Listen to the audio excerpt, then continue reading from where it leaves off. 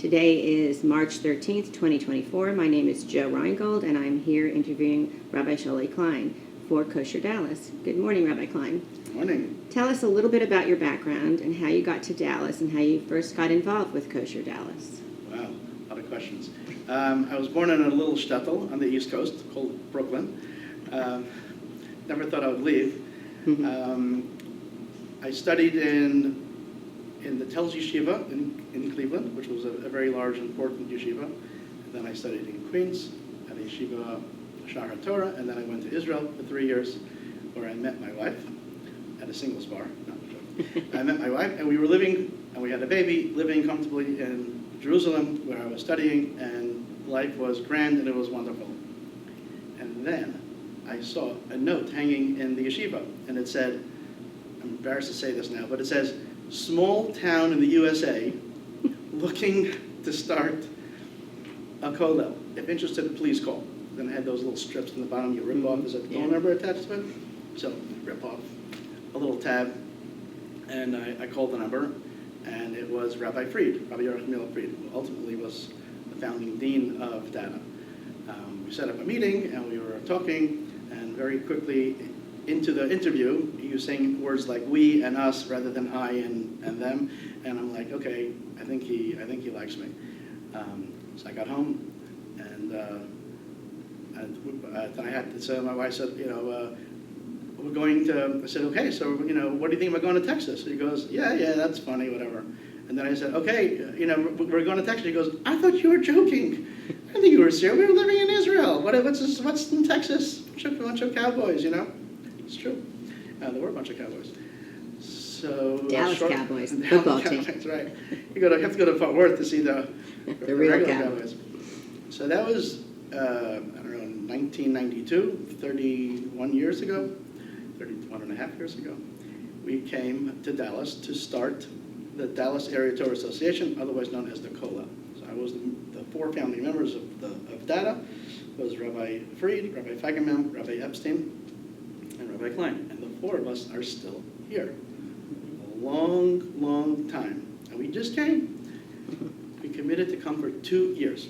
That was the deal. We're going to come for 2 years. We'll we'll see the community, put aside some money, because American salaries is like, so much money, and then we'll go back to Israel. And every year on Rosh Hashanah, my wife's friend would call. Oh, hey, Chana, how are you? Happy New Year's. Are you coming back? And after the 10th year, she stopped calling. My wife said, oh my gosh, my friend didn't call me this year. Now we're stuck. So that was that year at town. I think she realized we were here, and then we're still here.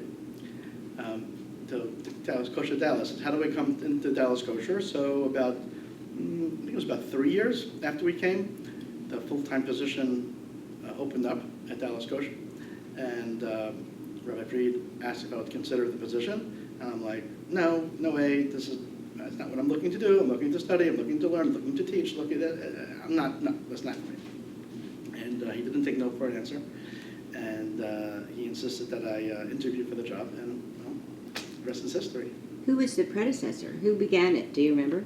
Who was before you? Who was actually running it first? So Rabbi Sholey was working at Dallas Kosher before me, but Rabbi Sholey at that point was teaching part-time and doing kashrus part-time. And the board of Dallas Kosher wanted a full-time person who was just going to deal with kosher full-time. And at that time, to have 1.5 full-time people, it was a decent amount of manpower, because we were much smaller then. But Rabbi Sholey is still there now, full-time. I'm still there, and David Gelman is here, and that's really the staff. And we've gone to 60, 70, 80 manufacturing facilities all through Texas, Oklahoma, Arkansas, Louisiana, New Mexico, even in California, and Illinois. So we really have grown from being the little mom and pop Vaad, the butcher, the baker, the candlestick maker, and just whoever was there, to we believe a strong regional Vaad. We like to say, leaving the coast aside, East Coast, West Coast, anything out of the coast, we are the second largest regional Vaad in the country, second to Chicago. So well, that's not really fair to take out the coast, but it's true. Out of the East and West Coast, we are a very significant kashrus organization, so we're very, very proud of that.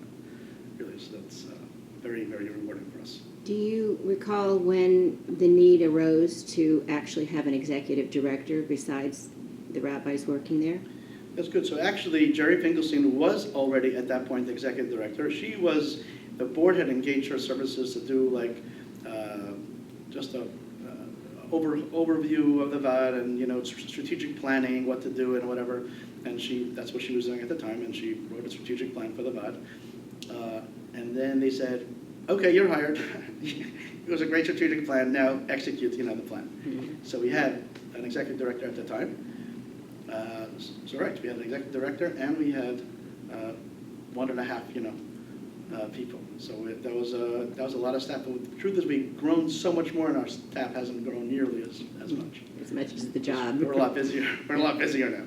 So how did you recruit volunteers and people to actually know about it and want to be part of it all?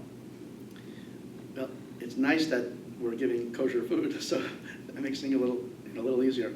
The people take their food very seriously. Jews take their food very seriously. Many cultures do, but all of our holidays surround around food. So we have there's a lot of traditions with our foods, and people take, and kosher is very important to lots of people. People who look like me and people who look like anyone else. People like you. Okay, you said it now. People look like whoever. People walking in the street. It doesn't make a difference. There's Jewish people out there, and a lot of people keep kosher and think that kosher is very serious to them. And they want kosher food, but they want kosher food in a way that is appealing and available. And so you have to go ahead, and that was one of the early challenges. In the olden days, the butcher, you went to the butcher, you said, "I want a pound of meat." He took out a big piece of meat and he cut up a pound of meat and he gave it to you, right? That's what your butcher was forever, right? Well, not anymore. Now everyone wants sterile, shiny and plastic wrap, styrofoam backing, very, very, no sawdust on the floor, and like the traditional. I remember the butcher going up in Brooklyn. You walk into the butcher, there's all the sawdust because they don't want this gets dirty and bloody, and no one wants that on their floor. So as Dallas community evolved and mainstream people were looking to buy kosher, that was the Albertsons and the Tom Thumbs stepping in, because that's the way other people, regular people, right, were getting their meat. And they didn't want to go ahead and get a case of meat and order from a truck that comes, from wherever, and that's not what they were prepared to do. They wanted to keep kosher, but they wanted to keep kosher like everybody else. They wanted to keep kosher and buy food like everybody else. And that's where Albertsons at the time, and then Tom Thumb, and then, well, now we have multiple Tom Thumbs, started and provided this really, incredible need to the community. And that evolved. The Tom Thumb, when it first started, they just had a dedicated slicer with a couple of pieces of meat, and they would slice the meat. And there was no mashgiach there. We cut off the edge of the meat and we stamped it with a kosher seal, so you knew that the piece of meat was still kosher. I still have that stamp, by the way, sitting in my drawer, in my bedroom. And you don't use it anymore? But I keep that because I'm like, we can't believe kashrus used to be like the rabbi coming in and stamping the meat. And then that it evolved, and it's a separate area, a lockdown area. So we have, Baruch Hashem, thankfully we have, our standards have grown and the community has grown, and we really are very proud of the standards that we have for kashrus. You mentioned Tom Thumb, and in the early days, I definitely recall all of that. So did they approach you, or did you feel that there was a need and you went to different stores to say, "Hey, we'd like to provide this service for you"? It's interesting. So it started with Reichman's Butcher and Debbie Linksman with the Kosher Link, who purchased the butcher shop.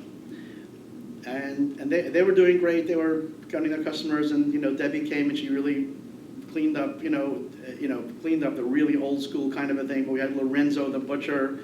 He was there, but he was still old school, Tingo, the butcher with the cigarette dangling from his thing with a big hockmesser. It was really cool. I have very fond memories of that. It was in that way. But Debbie was really upgrading that. She was doing rotisserie chicken. So they were really transitioning away from that butcher, and it was great. And then Albertsons, who at that was a competitor to Tom Thumb, who since then purchased Tom Thumb. At that point, Albertsons across the street was opening a new store, and they wanted to go ahead and do kosher meat. So some people thought it was a great idea, some people thought it was a horrible idea. Kosher meat's being sold across the street, but the rabbis felt that Albertsons was going to be able to provide kosher in a way that the Hamoinam, the regular, ordinary people, the regular folk who wanted to keep kosher but weren't going to go buy cases of stuff on the back of some truck in someone's driveway. And that was too important to make kosher available to them. So then they opened up Albertsons. And then Tom Thumb opened up across the street from Albertsons. And they also opened the kosher butcher and a bakery. So then we had two Albertsons and Tom Thumb across the street from each other. And then Albertsons closed. So Tom Thumb was the last man standing. And then that was the Tom Thumb North, right? Courtney Campbell. And that Tom Thumb South then also caught up to the Tom Thumb North, because at some point Tom Thumb South was cutting edge, cutting off the pieces of the meat and stamping it with a rubber stamp, So then they remodeled and they did whatever they've done now. So now, the bakers and the delis and everything, gates roll down, locks, we have the keys, our locksmith put the locks on. So we're blessed that the Tom Thumbs are able to provide. That's right. Such incredible products. Fried chicken. Not the Yankee New York style chicken. I'm talking about good old Texas double battered fried chicken. All these, they brought some good eats, of course some kugels also, but they also brought like some other stuff. It's great, people love to go with Tom Thumb and get all their stuff. So that was the Tom Thumbs. And then since then we had a kosher pallet that had for a short while had a supermarket. Now currently Kmart, kosher market.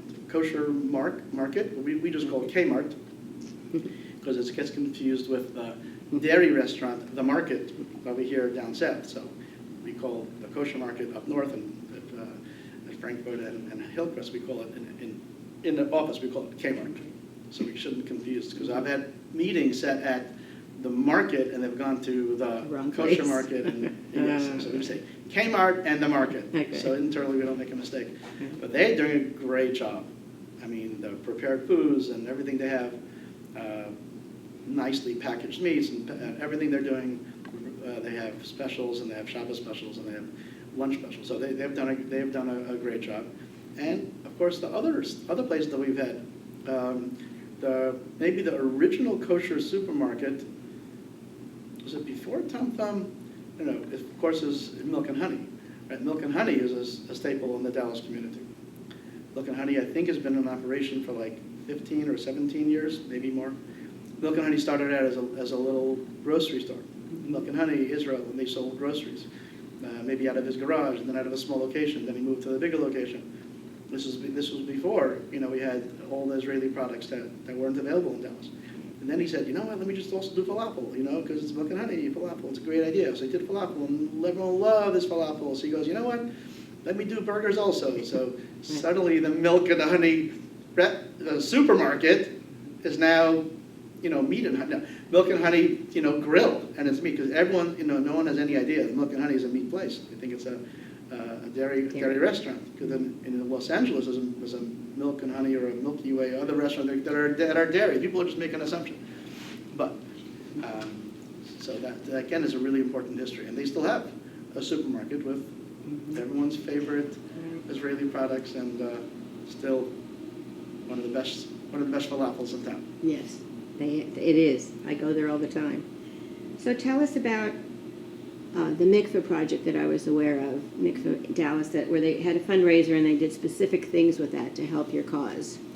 Yeah, so the Dallas mikveh was built, I don't know, maybe 25 years ago or a long time ago, and they totally redid it from top to bottom, and it's totally gorgeous, just incredible, amazing, stunning. One of the nicest mikvahs in the United States, like spa level, marble, everything, like totally cool. But the one thing they didn't do any remodeling on was the Keilim mikvah, which is the mikvah that's outside the mikvah, and it's meant for utensils, because there's also a biblical commandment to bring your metal and glass utensils to a mikvah. It's actually a biblical commandment. It's not like a custom or a rabbinic. It's pretty incredible, and many people have never even heard of it. much less do it, but they didn't even know such a thing even exists. So there is a mikvah outside the mikvah, so you have exterior access. And that was original, that wasn't, no one rebuilt it or made it any nicer, so it's the same way it looked, 25 years ago. And it's uncomfortable, and it's crowded, and there's no sink to wash your stuff, and, So Dallas Kosher decided to do a matching grant of $15,000 to the reconstruction and remodeling of the mikvah, and which we did. We gave that money, and I think the necessary money was raised to do a refurbished, much more beautiful keilah mikvah. So there's going to be covered for protecting you from the rain or the sun. There's going to be sinks. There's going to be proper counters and cabinets and places to work areas, so you could get the stickers off. You could take the packages out. So we're really excited. That'll be next level for the keilah mikvah. When is that projected to be done? Do you know? No. Or has it been started at all? I don't know. I should know, I guess, That's but okay. I don't. I understand that the requisite money was raised. Maybe they're still finalizing the blueprints. I don't remember. Okay, all right. Well, that's Really something excited. good to look forward to. Yeah. Absolutely. Along that, what other successes would you like to see or know about or tell us about? Or challenges? Yes, so that's a fair question. I mean, we are so blessed. The community of our size have as many food service options that we have 3 caterers and multiple restaurants, milk and meat, and we have the Legacy, and we have the JCC, and we have coffee shops and ice cream stores. We have a lot. For a community of our size, we really have much more than other cities. So, everyone always says, yeah, we need this restaurant and that restaurant. We need all these restaurants.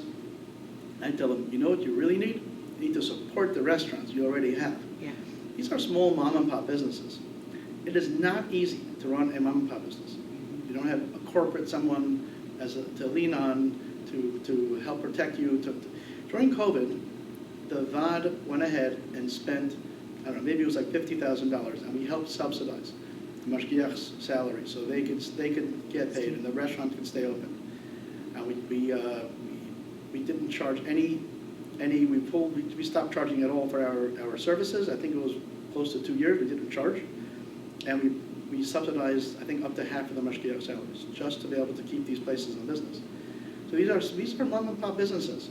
And they Was it need your successful, support. do you feel, along the way? I think, thankfully, many places, many restaurants closed. In the Dallas community, we didn't lose anybody, because of COVID. The restaurant, we helped them stay open. But we believe that we were helpful in keeping the restaurants in Dallas open. We consider the restaurants almost communal institutions.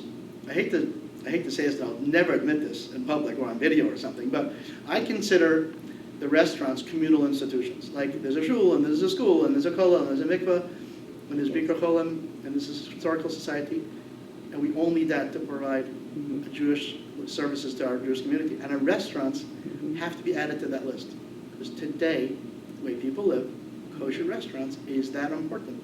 And people move to Dallas because of restaurants. And people don't move to other cities because there's only one restaurant or something. It's really important. So that's why we believe the restaurants are so important, which is why we need to support them. Everyone needs to support the kosher restaurants. Not just because they're kosher, they're delicious, and they're friendly, and they're good value.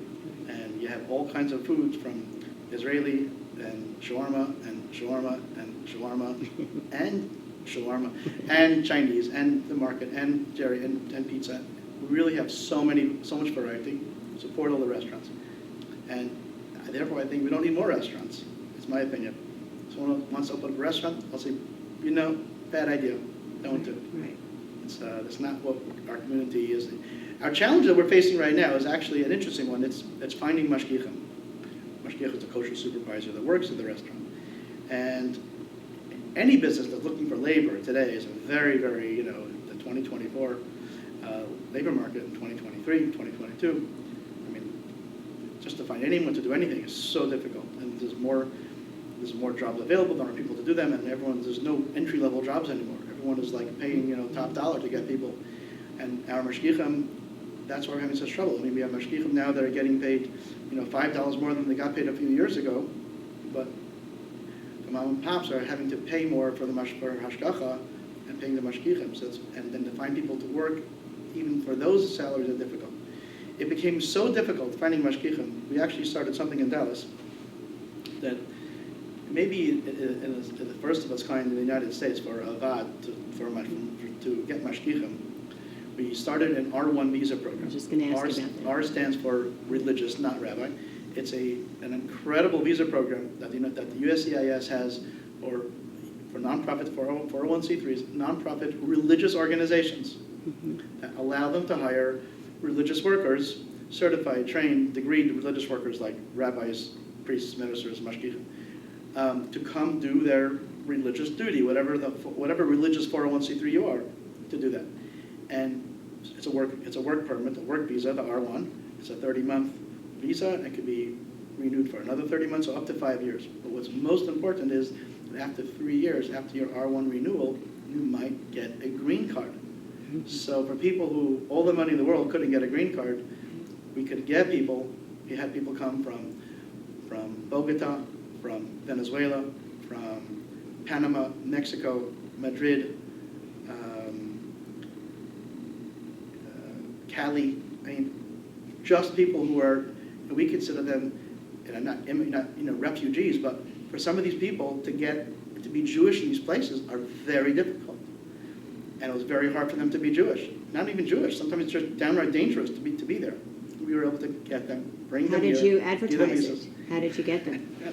I'd love to hear that. Oh, no. That's a whole other video. Did you have to go there to different places? I wish. Oh. I wish. My executive director said, no, thank you. I said, come on, I'll go down to Colombia and I'll find some mashgichim. Thanks, Mira. No, but it's, WhatsApp. Everyone has a WhatsApp group today. Every community, every city, they all have their local Jewish community groups and mashgichim groups and whatever. So we spread the word, and we found. And I think at one point, we had 9 R1 mashgichim. So it's an expensive program. We fundraised. The Federation was very generous. JFS was very generous. They helped us. They helped us with rent subsidies. So they helped. So good people who are in Dallas, who are able to feel for Jewish refugees. Like everyone's so worried about, the Kosovo refugees and refugees from Venezuela, whatever. But how about Jewish refugees, people that we could help, who could come and make a difference in their lives, and then get them a green card, and they could stay here, and then they raise their family. We're changing their lives, the trajectory of their existence forever, And that was so incredible to me. And the generosity of, again, primarily the JFS and the Federation and others, we were able to fund this program. And we get mashgichim who are here for 3 or more years. We train them. The restaurants get someone who they don't have to keep retraining, and so it's helpful. But even with that, that might be the biggest challenge Dallas Kosher is facing right now. Keeping the mashgichim? Finding and getting more mashgichim and trying to get more people on board and training and hiring and finding people to be able to work with mashgichim. Isn't that crazy? Yeah. We're a big organization with factories all over the United States, multiple food service facilities. And the biggest problem is finding mashgichim. Wow. That's really crazy. You've mentioned other states that you deal with, other factories. So how did you find these places? And again, did they come to you? Did you go to them? How did you get contracts with some of these various places out of state, especially? That's a great question. We at some point we were trying to actively pursue our cold call, but we went away from that. But it's really word of mouth. Companies deal with other companies that do keep kosher. We're certifying a company that does peanuts. They need a truck to transport the peanuts, so they call us because we can do that. And then we deal with an alcohol company. They need to be kosher. They need flavors for the alcohol, so they call the alcohol company. The flavor company calls us, and then someone else is using. So upstream, downstream, through the whole, that whole ecosystem. If people liked what you do, then they refer you. I just this morning I got an email. It was a very rewarding email to me. We just serviced a company in California, a flavor company, and one of their companies, one of their customers is making a flavored alcohol. And she went to this flavor company and says, we wanted to be kosher. What can we do? So they recommend call Rabbi Klein, Dallas Kosher, and they'll help. And so just this morning I was CC'd on an email that she sent to him saying thank you so much for the recommendation, and we were working together with Rabbi Klein, and it was great. And he replied back and he CC'd me. I didn't see the original email. Rabbi Klein is straight, he's honest, he has integrity, and he'll help you, and he'll.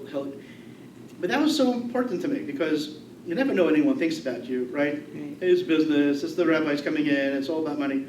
But it is, but we pride ourselves on providing a service and to be to the best interest of our clients and integrity. And the fact that that came through and he appreciated that was actually very meaningful, personally to me, and for our organization. So we really, thank God, we really have a very, very good reputation in the industry. Very good. What do you see as the growth of your organization in the near future? Again, I hope there's not I hope from a food service standpoint, I hope we don't get a lot more restaurants, because I don't think we need it. And I think we need to do a much better job. I said it before, and I'll say it again and again. We need to do a much better job of supporting the restaurants that we have. Buy local, Texas proud. We don't just buy it. You can buy something online and get something from somebody else. You get it cheaper if you buy a case and a host. Buy local, support local. That's on our food service side. And our commercial side, that's where the money comes in that supports our ability to support our food service side. We consider the food service side communal institutions, right?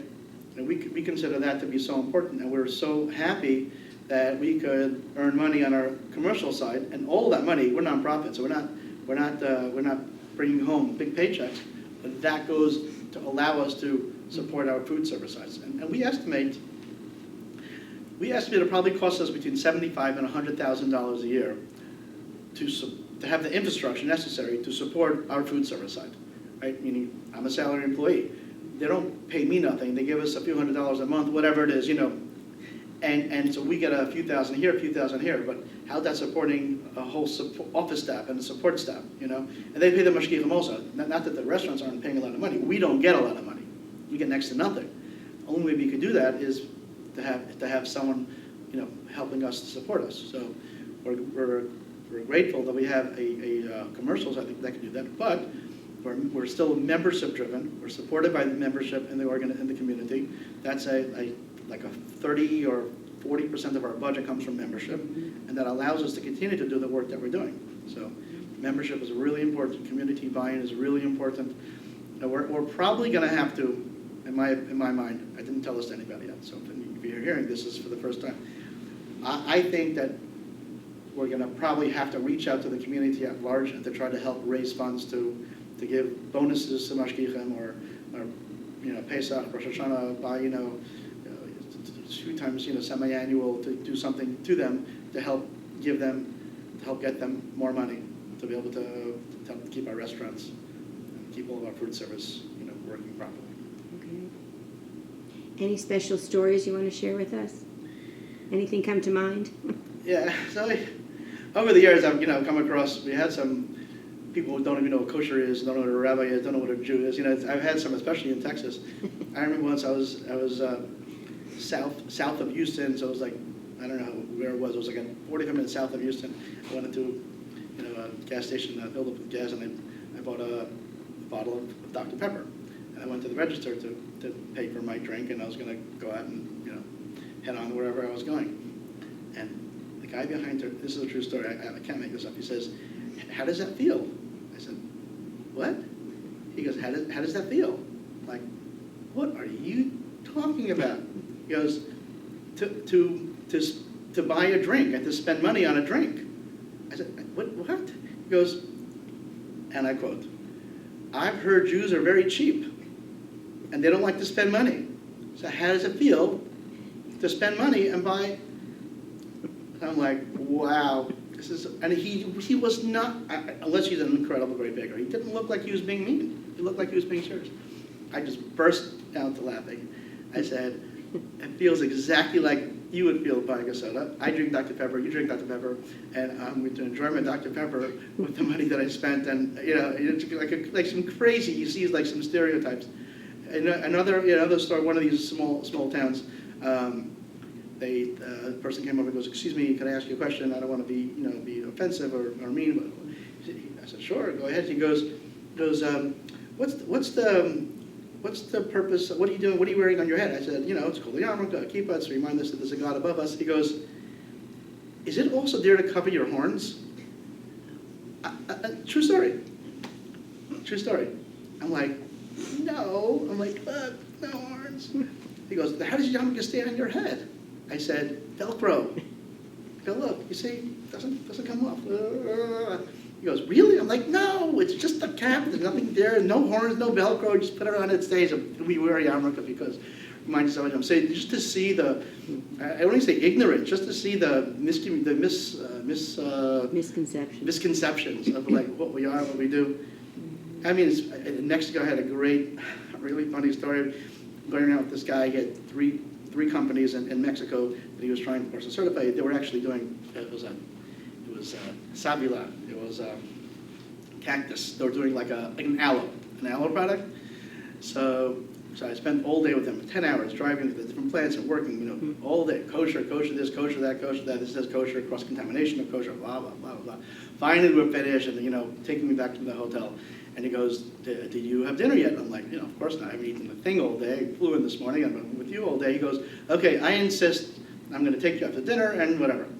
So I said, yeah, maybe. I said, in Tamaulipas, Mexico, is there any kosher restaurants here? He goes, no, I don't think so. I'm like, yeah, I don't think so either. So he goes, well, you'll just come to whatever restaurant. I'm like, no, I just said, is there any kosher? You said no. He goes, so? I'm like, 1 second. There's some communication not going on over here. I'm like, we just spent all day kosher this, kosher that, and da-da-da. And there's no kosher restaurant. I can't go to the restaurant. He goes, but it's after 5 o'clock. I'm like, okay. He goes, you're off duty. Off duty? I said, I'm never off duty. A Jew isn't off duty. This is my life. This is what I do. I said, I've never in my life knowingly eaten anything non-kosher, and I never will. I said, this is not a job. Like, I'm wearing my, yarmulke, my inspector job, and I'm here to check your facility, but as soon as I leave, I'm no longer Jewish. This is who I am. You have no idea what it is. So I thought for sure he would get it after that, outburst. He goes, well, is cerveza, is it kosher? I said, yes. He goes, fine. We're going to come with me. You can have a cerveza, and I'm going to eat. I'm like, well, okay, fine.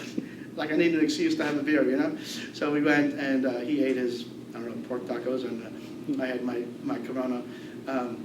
But, you just hear the misconceptions, ignorance, not in a negative way. Just they have no idea. They know what kosher is, what kosher isn't, what Jews are, what Jews isn't, and traveling around, you get to make a difference. I was on a plane once, and the person next to me said, "Are you Jewish?" I'm like, "Yeah, we'll give it away." Well, I want to tell you that we believe you Jews also have a share of the world to come. I'm like, yay! Thank you for sharing that with me. I was really, really worried. We also have a share. Thank you so much. Yeah, that's always a hoot. People, that try to talk to you about their religion. Is Vaad Hakashrus, Kosher Dallas, currently teaching any classes? Because I know they have through the years. Yeah, we've done a lot. Nothing like ongoing, or it's more classes that come up when specific classes about projects or times or things that people want. Yes, we're not doing classes. We've done a lot of, more recently we've done a lot of vegetable washing classes, because vegetables are delicious and healthy, but also some of them have infestation, and bugs are not kosher, in addition to being disgusting, but they're also not kosher. So there's particular ways that our shkichim are trained to clean them, which they do at the restaurants, but people want to do that at home too. They don't want to just have to buy this, or they want to know the right way to do it. So people would come to my house or go to the shul, and we have 5, 6 people get together, and we do that. So people have and then no one believes how many bugs there actually are. They're like, okay, come on, like I just picked out something picked up a bag of lettuce, picked up some herbs, and I didn't check. I didn't look for them for the bug. You're my witness. I'm pulling it out of the bag, and we're gonna put it in some water. Let's just see how many bugs we find. And thankfully, the bug god hasn't let me down except for once. And all these bugs are walking around on the cloth that we're checking, and they're all like, ew, gross, whatever. I'm never gonna eat lettuce again. I'm like, no, of course you should eat lettuce again. purpose of this is to clean it and get the bugs off. Who wants to eat bugs? They're gross and not kosher. So this is how you clean it, and then you check it, and you don't find any bugs, then you know that you're successful. What's the point of not eating something? God made all kinds of great, wonderful things. Right. So you should eat it. Don't not eat it. Learn how to do it. Figure it out, and then eat your vegetables. So That's right. eat your spinach. That's right. Eat all your good stuff. Well, you've been delightful. Is there anything else you want to say to wrap it up? Any thought for the day? I just feel, I really feel honored that I have the opportunity to be basic conservancy work, to work for the community. It's something that, it's a privilege, and I feel blessed. Well, thank you so much for being here. We appreciate it. All right.